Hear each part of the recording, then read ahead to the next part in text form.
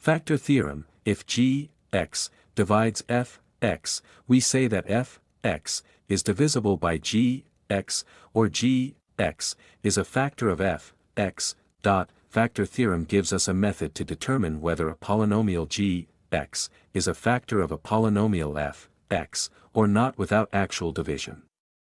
Let f, x, be a polynomial of degree greater than or equal to 1 and be a real number such that f, a, equals 0, then x, a, is a factor of f, x, conversely, if x, a, is a factor of f, x, then f, a, equals 0. Note, 1, x, a, is a factor of a polynomial f, x, if f, a, equals 0, 2, x, b, is a factor of a polynomial f, x. If f, b slash a, equals 0, 3x b is a factor of polynomial f, x, if f, b slash equals 0, 4 x, a, x, b, is a factor of a polynomial f, x, if f, a, equals 0 and f, b, equals 0. Remainder obtained when polynomial p, x, equals x to the power of 4 minus 3x squared 1 is divided by x. 2. Solution: remainder obtained when polynomial p, x, equals x to the power of 4 minus 3x squared 1 is divided by x. 2 implies, p, 2, equals 2 to the power of 4, 3 times 2 caret 2 1 is equal to 5. Note, if a polynomial p, x, is divided by xa, the remainder is the value of p, x, at x equals a, i.e., p, a. If a polynomial p, x, is divided by x, b, the remainder is the value of p, x, at x equals b slash a, i.e., p, b slash a. If a polynomial p, x, is divided by x, b, the remainder is the value of p, x, at x equals b slash a, i.e.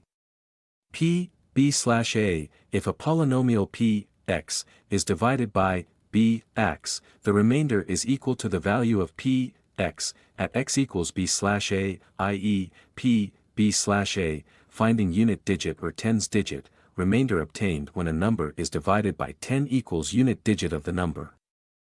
For example, when we divide 156 by 10, remainder obtained equals 6, which is the unit digit of 156.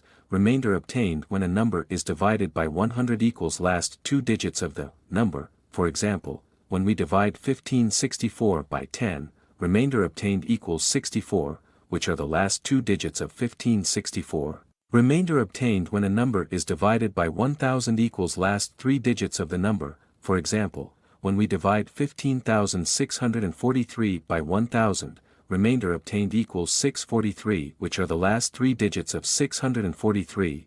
We will discuss more of unit digit / tens digit in the chapter cyclicity. When a digit repeats itself n times, these questions will involve one or more than one digit being repeated n times, and question will seek the remainder obtained when this number is divided by another number. Some facts: 1. Any digit written 3 times side by side will be divisible by 3 and 37. Some facts: 1. Any digit written 3 times side by side will be divisible by 3 and 37. For example, 888 is divisible by 3 and 37, obviously. From here we can conclude that a digit written 6 times or 9 times or 3n times will also be divisible by 3 and 37. For example, 888888 is divisible by 3 and 37. 2. Any number of the format abcap will be divisible by 7, 11 and 13. 3. If p is a prime number 5, then any digit written n1 times will be divisible by p, where n is the recurring decimal of p. Recurring decimal is the number of times after which the digits get repeated after decimal. For example, to calculate recurring decimal of 7, we write 1 divided by 7 is equal to 0.14285714287, repeats after 6 digits.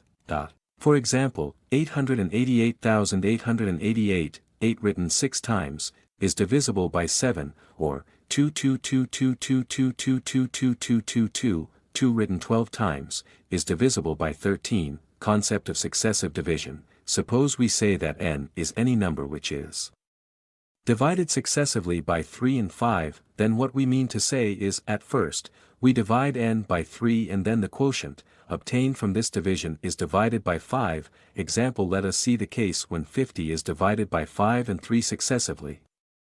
50 divided by 5 gives 10 as the quotient. Now, we will divide 10 by 3.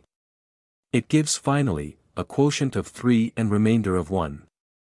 So, we say that when 50 is divided by 5 and 3, successively, remainders obtained are 0 and 1 respectively.